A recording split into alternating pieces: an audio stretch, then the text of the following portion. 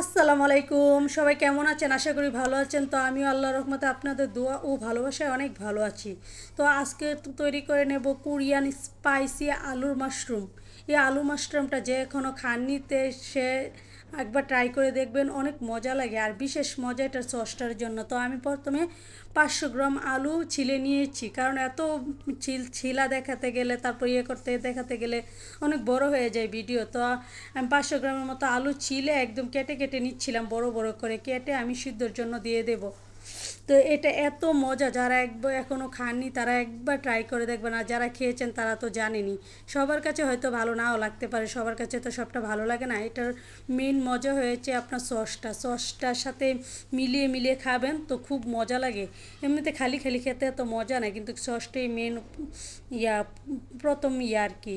তো আমি রসুন কতগুলাকে 4-5 কোয়া রসুন একদম কিমা করে নিয়েছি। এখন শুকনো মরিচগুলোকে একদম কিমা কিমা করে কেটে নেব, একদম মিহি কুচি করে কেটে নেব শুকনো মরিচগুলোকে। এই সসটা অনেক স্পাইসি হবে, তারপর একটু মিষ্টি মিষ্টি ফ্লেভার আসবে, তারপর একটু টক টক ফ্লেভার আসবে, কারণ এই সসটাই মূলত এই রেসিপির মূল হচ্ছে এই সসটা।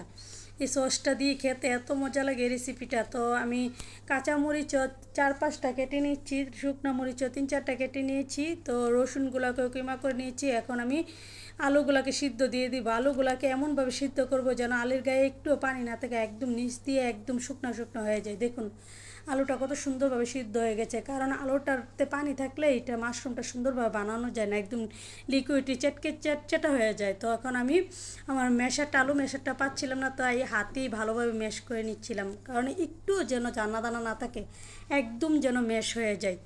তো আলুটা ম্যাশ করে নিয়ে যে দেখুন কত সুন্দর হয়েছে আলুটা। তো আমি 1 কাপের অনুযায়ী 1 কাপ পরিমাণ দিয়ে দিলাম কর্নফ্লাওয়ার, দিয়ে আমি ভালোভাবে একদম চটকে চটকে ভালোভাবে একদম ভালো সফট একটা ডো বানিয়ে নেব, যেন ডোটা একদম কোনোভাবেই নরম না হয়, একদম সুন্দর হয়ে যেন মাশরুমগুলো একদম সুন্দরভাবে বানানো যায়। যে দেখুন কত টাইট একটা ডো হয়েছে।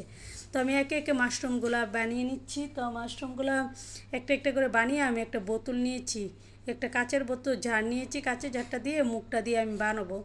তো মুখটা দিয়ে দেখি আমি বেশি বড় হয়ে যায় মাশরুমের মুখটা, তো এর জন্য আমি একটা বোতলের মুখ নিয়ে নিয়েছি, কারণ বোতলের মুখটা দিয়ে আর একটু ছোটো হয়, আর এই বোতলটা দিয়ে একদম মোটামুটাই হয়ে যায় মাশরুমের শেপগুলা। তো এই যে বোতলটা দিয়ে সুন্দরভাবে মানে শেফ আসছে আর কি। তো বানিয়ে নিচ্ছি দেখানোর সাহায্যে। দেখানোর সাথে আমি আরেকটা বানিয়ে দেখিয়ে নিচ্ছি আপনাদেরকে। তো মাশরুমগুলো দেখুন কতটা সুন্দর হয়েছে। তো আমি মাশরুমগুলো একে একে আরেকটাও বানিয়ে নিচ্ছি। তো একে একে সবগুলা বানিয়ে নিচ্ছি, সবগুলো আর দেখানো হলো না, আমি দেখানোর সাথে দুইটাই দেখিয়ে দিলাম। দেখুন কতটা সুন্দর লাগছে মাশরুমগুলা দেখতে, খেয়ে ফেলতে ইচ্ছে করছে, তাই না? আমার তো এখনই খেয়ে ফেলতে ইচ্ছে করছে। তো আমি একটি পাতিলে পানি বলকের জন্য দিয়ে দিলাম। পানিটা যখন বলক চলে আসছে একটু তেল দিয়ে আমি মাশরুমগুলোকে সিদ্ধ হতে দেবো। মাশরুমগুলো সিদ্ধ হয়েছে কীভাবে বুঝবেন? যখন মাশরুমগুলো একদম উপরে ভেসে আসবে তখন মনে করবেন মাশরুমগুলো সিদ্ধ হয়ে গেছে। তো মাশরুমগুলো সিদ্ধ করে আমি ঠান্ডা পানিতে ডুবিয়ে দেবো, মানে ছেঁকে ছেঁকে মাশরুমগুলো ঠান্ডা পানিতে দিয়ে দেবো, তাহলে আর মাশরুমগুলো সুন্দর থাকবে শেপটা। তো এদিকে আমি তেল গরম করতে দিয়েছি, আমি চিলি অয়েলটা বানাবো। এই চিলি অয়েলের স্বাদটা, এটার মেন উপকরণই হয়েছে চিলি অয়েলটা। তো রসুন আর চিলি ফ্লেক্সের উপরে আমি গরম তেলটা দিয়ে দিলাম, তারপর কাঁচামরিচগুলো দিয়ে দিলাম। এটা একদম স্পাইসি হবে, স্পাইসি সুইট তারপর টক টক, মানে তিনোটার ব্যালেন্সই খুব মজা লাগবে। তো আমি প্রথমে টমেটো সস দিয়ে দিলাম 2 চামচ, তারপর দিয়ে দিলাম 2 চামচ মরিচের গুঁড়া, তারপর লবণ দিয়ে দিলাম। প্রথমে একটু লবণ দিয়ে দেখি মনে হচ্ছে একটু কম হবে, তো আর একটু দিয়ে দিলাম।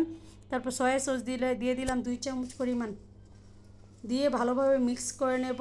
এখন দিয়ে দেব চিনিটা আমি পরিমাণ দিয়ে দিব, একটু সুইটনেস না থাকলে এটার মাঝে ভালো লাগে না।